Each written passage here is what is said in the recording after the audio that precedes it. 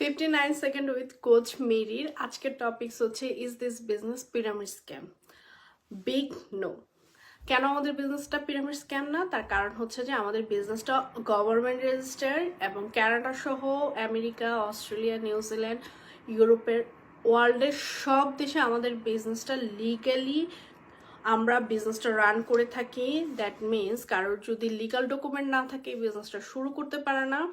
পাশাপাশি কেউ close work পারমিটে থাকলেও এই বিজনেসটা শুরু করতে পারে না। শুধুমাত্র যার সিন নাম্বার, অ্যাসেস নাম্বার, মোট কথা হচ্ছে সোশ্যাল সিকিউরিটি নাম্বার যার থাকবে সেই এলিজিবল বিজনেসটা শুরু করার জন্য।